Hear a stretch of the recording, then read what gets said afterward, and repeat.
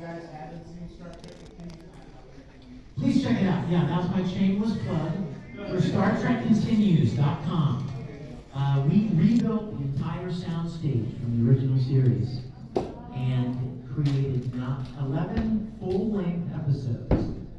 Those of you that are even near my age will know that when Star Trek, the original Star Trek, was on television, what did Captain Kirk say at the very beginning of every episode? John? These are the voyages of the Starship Enterprise. It's a 5-year mission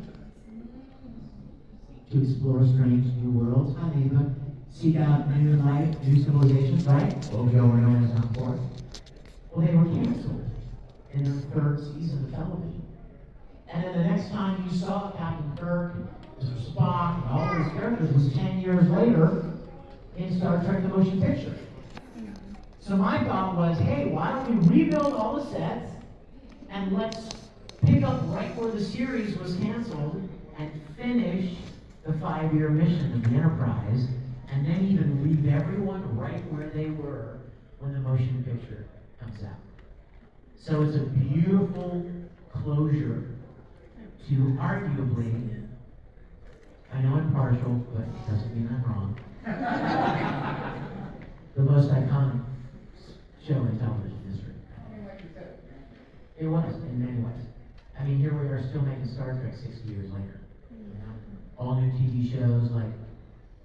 And you know what's funny is that I have it on good authority from people who know inside the official halls of people that own Star Trek, and even now with all of the subsequent series, the original series, Next Gen, Deep Space Nine, Voyager, Enterprise, Picard, Strange New Worlds, Discovery, all of it, all the movies, the original series is still the most popular. More merchandise, more enthusiasm around the original series than any of the other series. So, check out StarTrekContinues.com. Here's the best part. It's free. You're like, woohoo! I hate Star Trek and I'm still gonna go. Because it's free. Now, it was all made as a labor of love.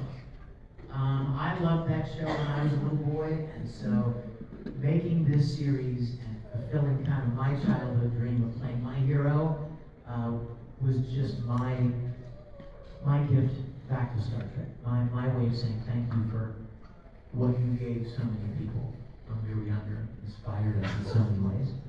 Who's got a question? Oh, come on! I know you have questions. Yes.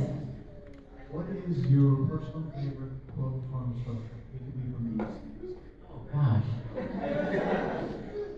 How did you ask? What's your favorite hair on your head?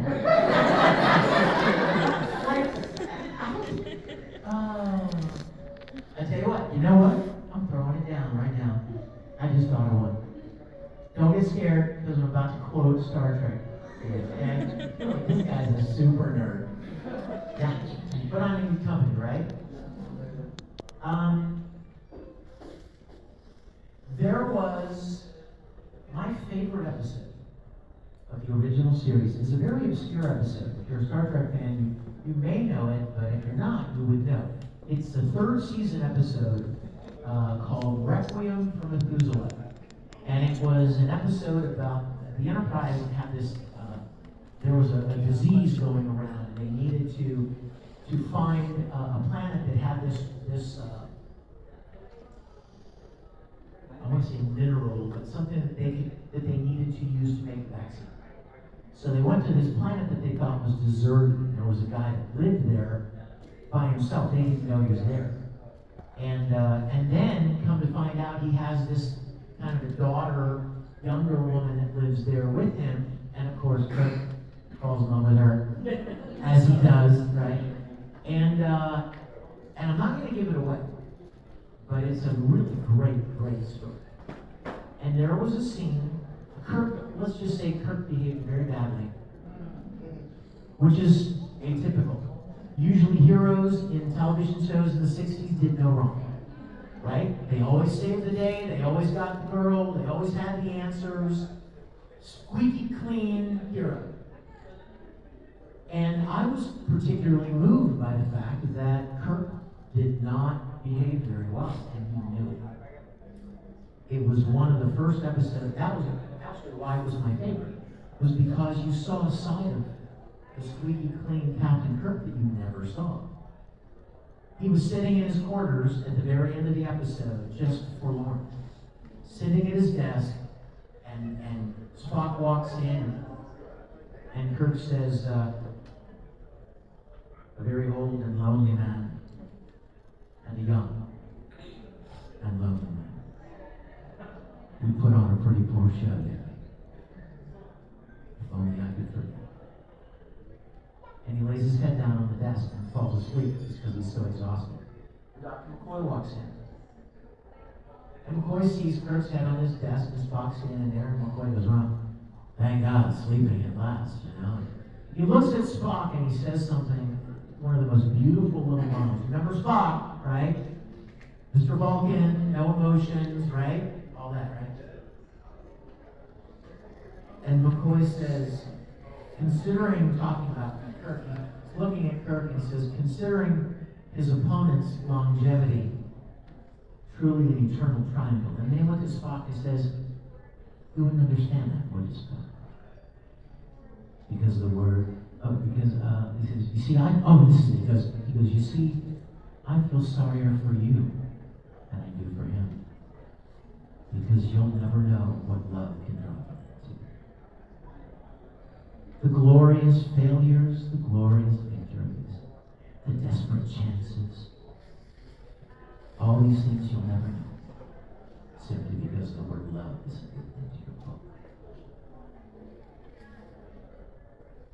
And he starts to leave, and he turns around, looks at Kirk, and says, I do wish you could forgive her. This Kirk is with Kirk. So McCoy leaves, and Spock walks over to Kirk, sleeping on the desk, and puts his hand on his head and says, forget. And he makes Kirk forget. It's so beautiful! I love it. Okay, that's what you get for asking me that question. Well, I was hoping for a 5-second answer. Okay, question. Who's got one? Yes. So, two-part. What comes from I got into voice acting quite by accident. I'm always very, very quick to give God all the credit for my career. And I don't say that like, there are a lot of things out there that if you just put in the work and you just stick with it and you're tenacious and you're driven and you just keep at it, you'll accomplish whatever it is you set out to accomplish. My voice acting career was a pure gift. I had no thought of being a voice actor. I didn't even really ever think about it. I guess if you asked me one day, hey, real guys come in and record those voices of those animated shows, right? I'd be like, yeah, sure, I get it. But I never really thought about that as a job. I have done a lot of theater. I've been doing a lot of acting since I was very young. And I was living in Houston, Texas about 25 years ago, and I was working on a video production. And one of the guys that I was working with said to me, hey, you got a lot of acting experience, don't you? And I said, yeah. And he said, you should go and audition for this place in town. It's this little studio, and they buy these Japanese animated shows, and they dub them into English, and they're looking for actors. All I heard was, they're looking for actors. Because if you love acting, right, you love any opportunity to do what you love. So I didn't ask him, how much is it pay? I don't care. Am I going to be famous? I don't care. It wasn't about any of that. It was about getting to do something you love. How many of you love to draw? A lot of artists in here. If somebody comes to you and says, hey, could you draw this for me? You'd be like, well, how much can I paint it? No. You want to do it. Like, you love doing the things that you enjoy. So, for me, voice acting just seems, well, that might be fun. So I went audition, and I got cast as Vega in Street Fighter 2. Yeah, that's taking you back, isn't it? He was the matador kind of guy, the Spanish guy with the claw and mask and stuff. And it was fun, and it was weird. It's weird to hear your voice come out of an animated character's face. It's weird. But I did it, and it was a lot of fun. And I remember leaving the studio thinking, well, that was a really interesting, random, one-time thing to do. I'll probably never get to do it again, but it was fun. And a few weeks later, they called me and said, hey, we have this other show called Neon Genesis Evangelion. Do you want to come and play a role in that? And I'm like, okay. So I went back and did that. And then a few weeks later, they called me and said, hey, we're doing this other show called Excel Saga. You want to come be in that? I'm like, okay. Yeah. And then, a few weeks later, they called and said, hey, we're doing this other show called Martian Successor Nadesico. You want to play a role? Okay. And then another show, and another show, and another show, and another show. And it just kind of snowballed. You see why I give God glory, because I didn't do anything. I didn't send out a bunch of audition tapes. I didn't mail out a bunch of headshots. I didn't walk up and down, studio doors trying to get in. A door opened and I just kind of stepped in. I had no idea what was on the other side. And then as the industry, and by the way, when I started, the anime industry was very small. Like, very small. And in fact, when we would record these shows, I didn't even know what they did with them. Like, I figured they probably sold them, right? Because that's the only way you make enough money to make another one. But I had no idea what they did with them, and I didn't really care. Because it was fun. Acting was fun. So, the next thing I know, I get invited to an anime convention. Now, you guys, when I was little, I went to Star Trek conventions. You're like, no surprise. You're kidding, really? But I didn't even know they had conventions for anime. They do now. But back then, did you guys know? Let's talk Star Trek again. Did you know that the only reason there are Comic-Cons is because of Star Trek? The very first Comic-Cons were Star Trek conventions. Star Trek literally pioneered the fans getting together to celebrate something they love. And all of the other Comic-Cons and fandom events spiraled off of Star Trek conventions. I have a program, y'all, don't get scared. I have a program from a Star Trek convention I went to in 1973. I know, right? Crazy. What? I love you, bro. I love you. So I went to this anime convention not knowing what to expect, and I was blown away to see merchandise of characters that I had played. Like, I didn't even know it existed. And fans would come and go, here, would you see? I'm like, I know this guy! I played him! And I didn't even realize these wall scrolls and action figures and pencil boards and all kinds of cool things. And then I met people from other studios. I didn't know there were other studios. And somebody from a studio said, hey man, you want to play a role in Dragon Ball? And I was like, okay. What's Dragon Ball? I had no idea, but I liked acting. And so I started doing more with that studio, and then another studio. Hey, you want to play a role in Naruto? Bleach? One Piece? Vampire Knight? Okay. And then another studio in New York. You want to come be in Pokemon? Okay. It was completely just opportunities that opened themselves, and I was incredibly grateful. I have been incredibly grateful. And despite any events of the last few years, I consider myself incredibly incredibly blessed. You know, you can either focus on things that you feel like you were mistreated or you were done wrong, or things didn't go the way you wanted them to, or whatever. Or you can focus on all you have to be grateful for. Because on your worst day, you have a lot to be grateful for. Can you see me right now? You know why? Because you have eyes that work, and you can take in the world. Can you hear me? You didn't make those ears. You didn't build those ears. That air in your lungs, you didn't earn that breath. You know what I mean? We are blessed with a lot of gifts we take for granted every day because you go to sleep at night just expecting to wake up the next morning, right? It's all gift.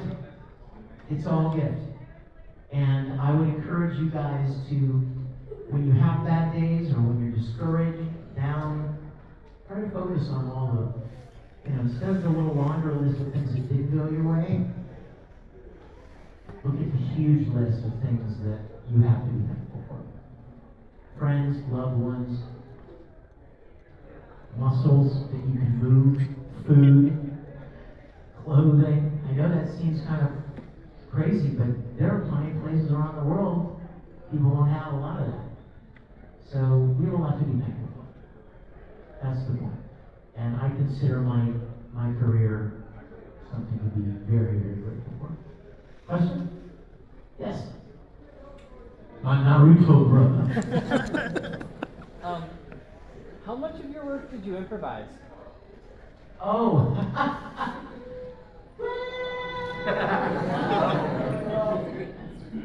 Not much.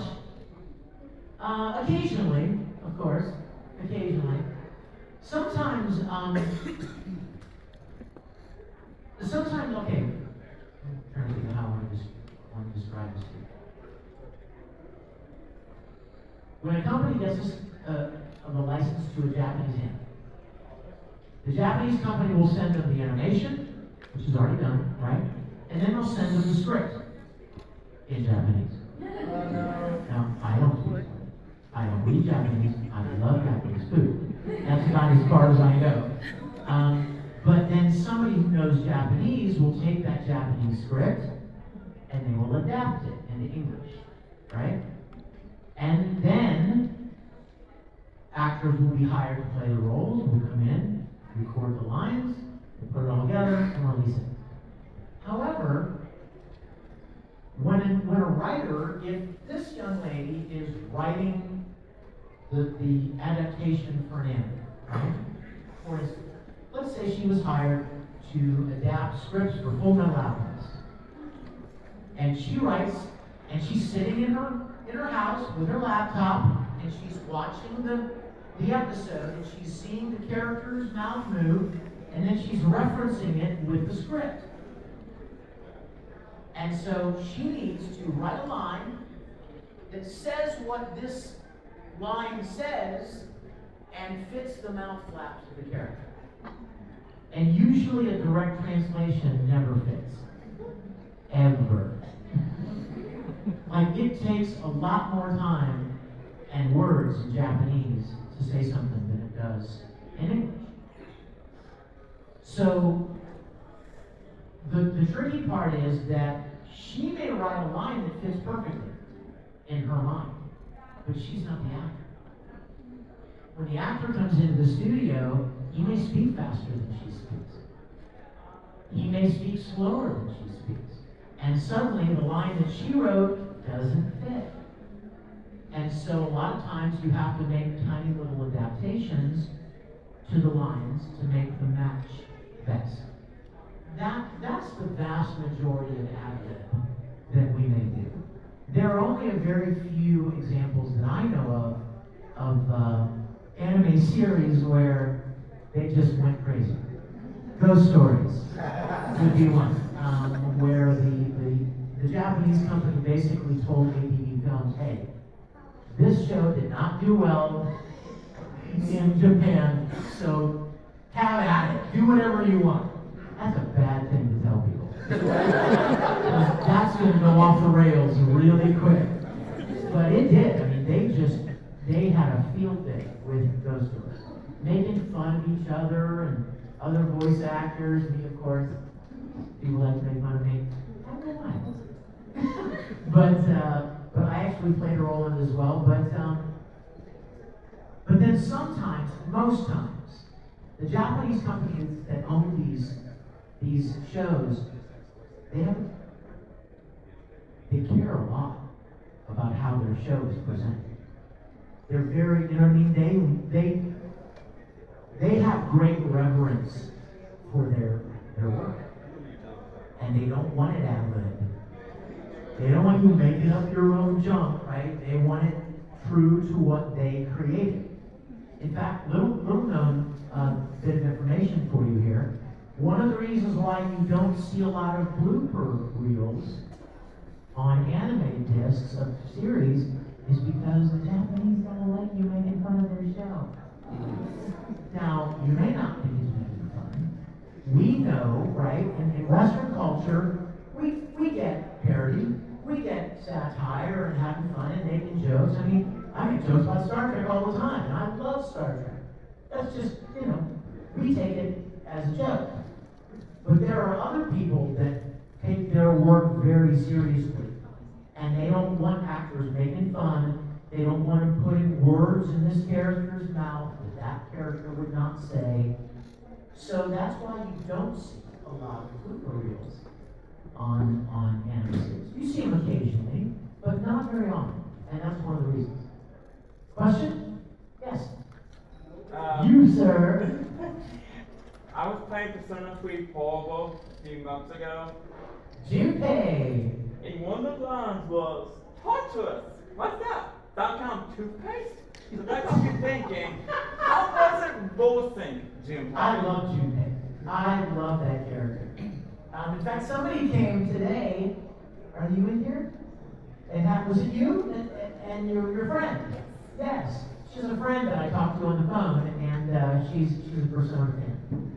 And so I was able to pull out my Junpei picture, but I love Junpei. I love that character. Especially, what was the one with the baseball? What was it? The baseball one? Where he's... Which one was That it? would be Ultimax, I believe. Yes! Yes. Persona 4 Arena Ultimax. And then, yes. Junpei is level up. Question? Yes. So, you said you were in theater before getting into voice acting. Yes. What was your favorite role? Oh, girl. Now you're talking. I only have 10 minutes left? That's impossible. We just started. Close that door.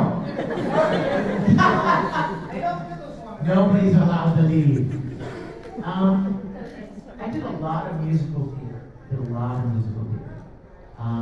lot of classic musicals.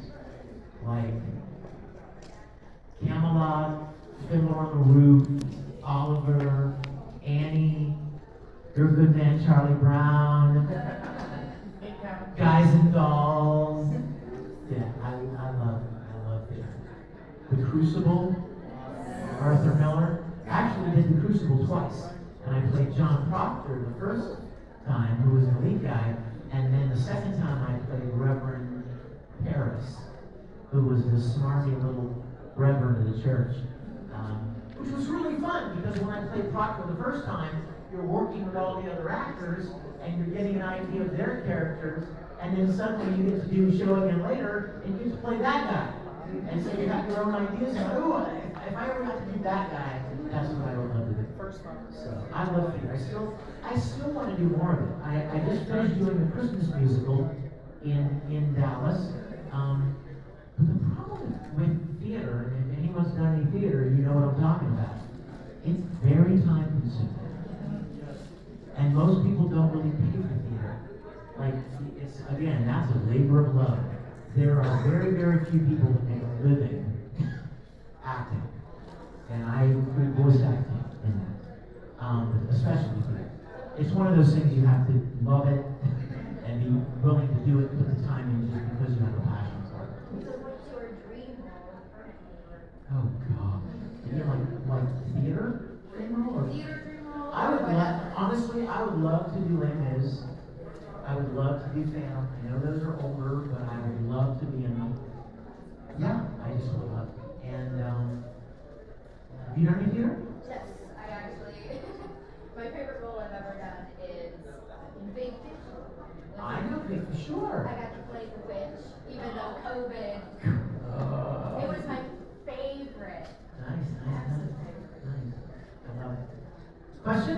Yes, sir. Alright, so out of two Brolys, which one do you like the most? I like the new Broly. Ah, I'm sorry, you like the OG, don't you? I love the OG too, bro. What? You know what? You know what I like the most about the new Broly? Well, that's true. I didn't think about it, but that's a really good reason. No, you know what I love about the new Broly? Is they gave him more backstory. Yes. You feel like you understand him a little more. You know what I mean? He's just not this big, lumbering, personified destruction, He's not just this homicidal maniac who destroys planets because the baby next to him was crying. I know, right? But in the new Dragon Ball Super Broly, they give him this whole backstory. And you feel for him. You have sympathy for this character because his dad abuses him, right? With the shock collar and the way he was raised and manipulated and controlled. You're like, man, this poor guy, he fights because his dad tells him to fight. He doesn't even know why he's fighting. Like, he's so taken advantage of it. I love it. He kind of reminds me of like Frankenstein's monster, right? He didn't mean harm.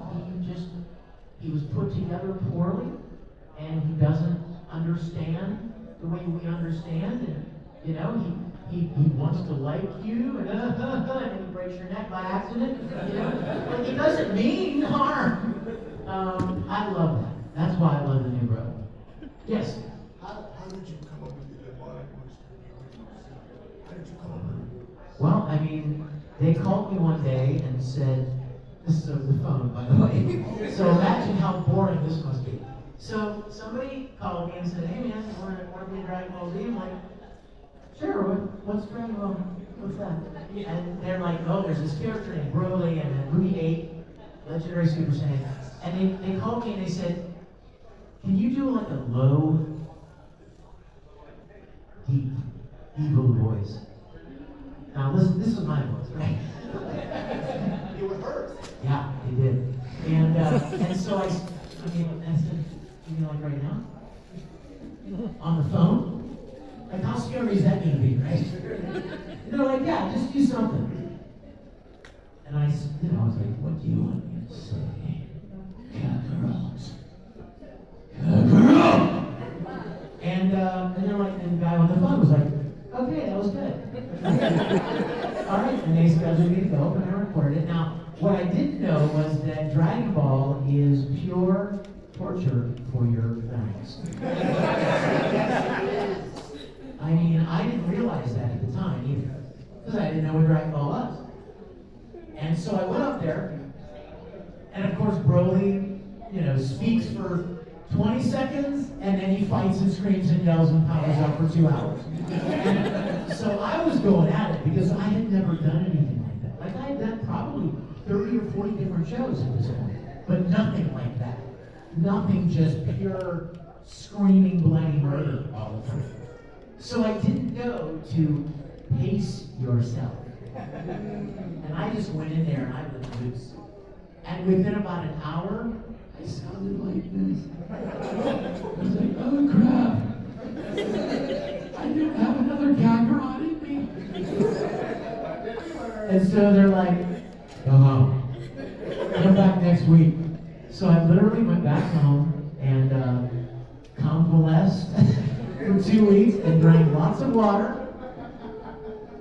And didn't talk, yes, lots of throat coat, lots of cough drops, and didn't talk much. And then I went back up and recorded the rest of the movie, knowing a little better now. But at least at the end of the movie, I was like, oh, thank God. Thank God I made it through that movie, and he's finally dead.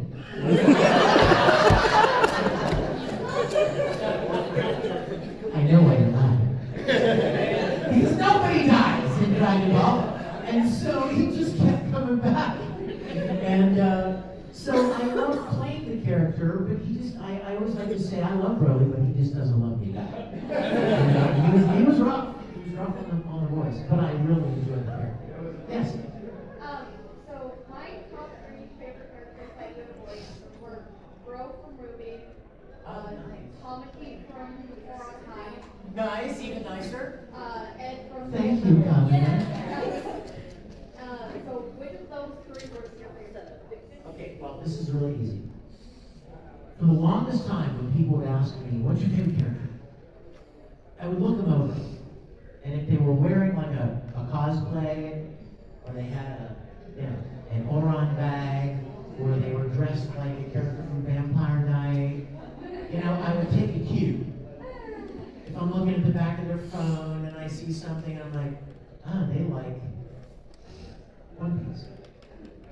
Me trying to be the fan-friendly guy that I am, I'm like, oh, I like One Piece. Solid, that's my favorite. And so I did that for a long time. Until we finished the last episode of Brotherhood. As I was recording the last scene with Ed and Henry at the train, I was like, okay, I can't deny it anymore. I love Full Metal Alchemist. Ed was my favorite thing I ever did. Having said that, Tamaki is a very close second place. And he doesn't have short rants. So that makes him better. Because he talks more smoothly and romantically, as opposed to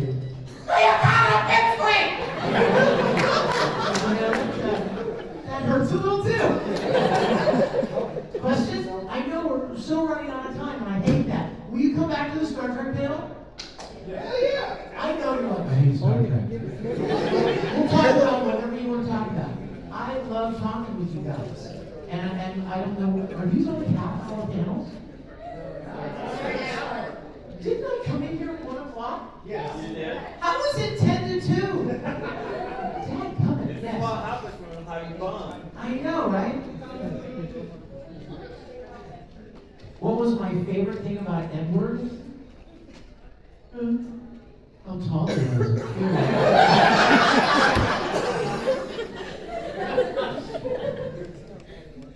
My favorite thing about Ed, honestly, was his love for his brother. I'm an only child.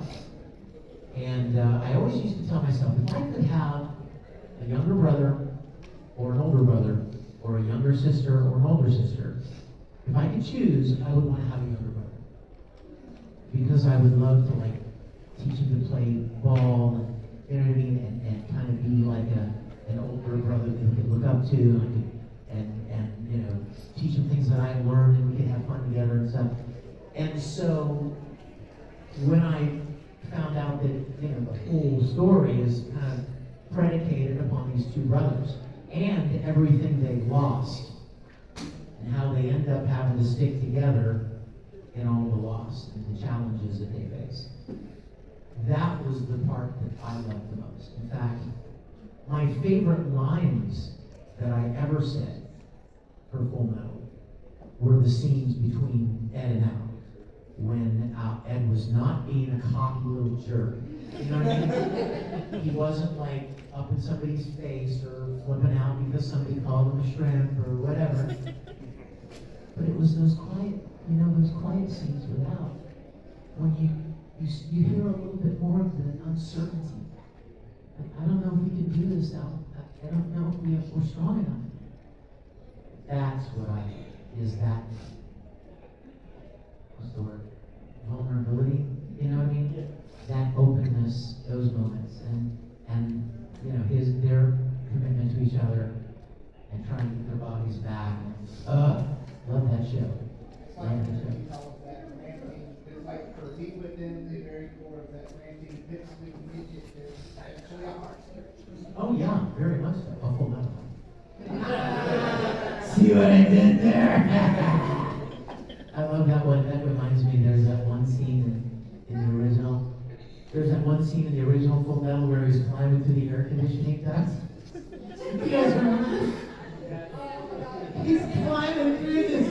He's crawling through this air conditioning duct, and like nobody will be able to fit through this, right? It's too small. And he's climbing through it, sneaking into this house, and he goes, "Hey, it's actually good that I'm so small." And then 1 split second later, he goes, "No, it's not!" It's like he catches himself saying that it's really good that he's so small. Yes.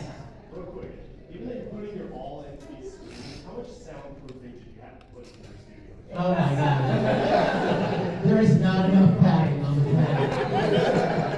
In fact, we talked about this yesterday in the panel with Quentin. You guys there? I was. Yeah, Quentin and I did a panel yesterday about like Bleach and some of the different shows that we had done. And when you have to yell a lot, you don't want to do it any more than you absolutely necessary have to, right? Like you don't want to have to yell Kakarot over and over and over again because you keep distorting the microphone because you're yelling so loud, right? So the very first time that I screamed, like for instance, the very first short rant that I ever did,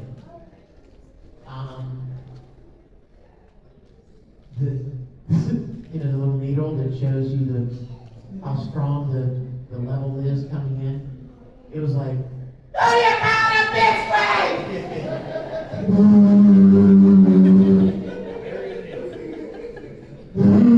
Like I was just pinning the needle. And I would throw my heart and soul into this, the little chunks of blood coming out as I was screaming so loud. And the recording engineer's like, "Oh, sorry, dude. We need to do another one. That was too loud."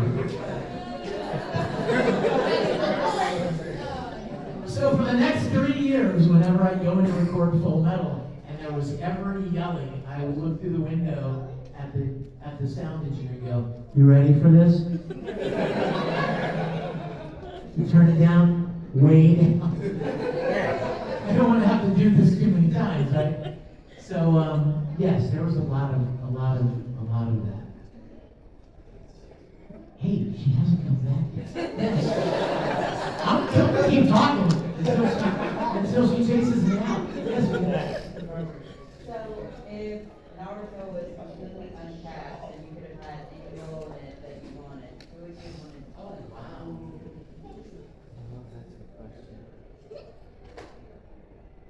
Oh my gosh, really? Oops. If I could have played any character in Naruto,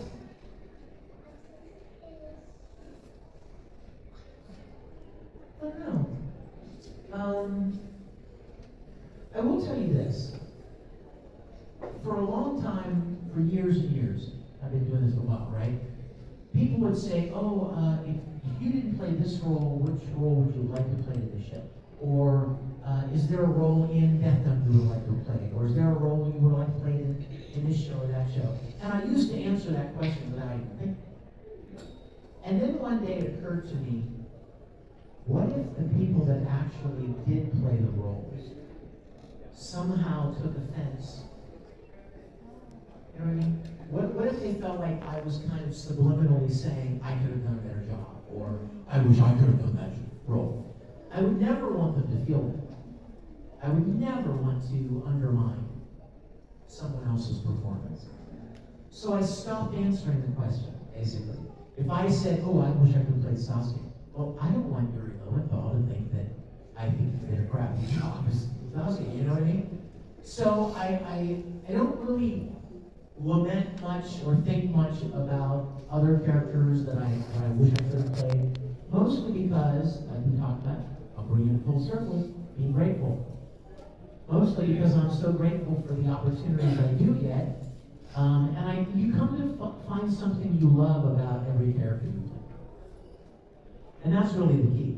You can kind of phone it in and just read the line into the microphone, be done, collect your check, go home. Or you can really take pride in it, and really want it to be the best it can be. It doesn't matter how big or small the character may be. I have thoroughly loved every opportunity I've ever had. I played at least 5 or 6 characters in Naruto, because there were so many characters, the show was so big, and they ran out of voice actors, I guess, so we all ended up doing a few. But I love Obito and Nagato, and then in Rock Lee, I got to play Orochimaru, which was really fun. So yeah, I'm going to stick with my own guys, because I wouldn't want to undermine anyone else's work. Any other questions? Yes, sir. Outside of Kurt, what's a live action role that you've done that you love? Wow. And I'm including you two. I've done several things.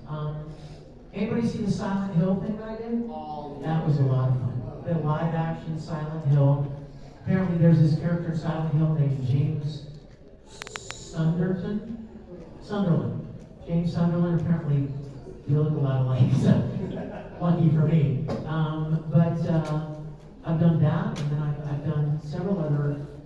Do I have 5 minutes? Yeah, we got that, yeah, come on. Power Rangers is next, I'm sorry. Oh my gosh, the I'm ones for here? so sorry, yeah, come on.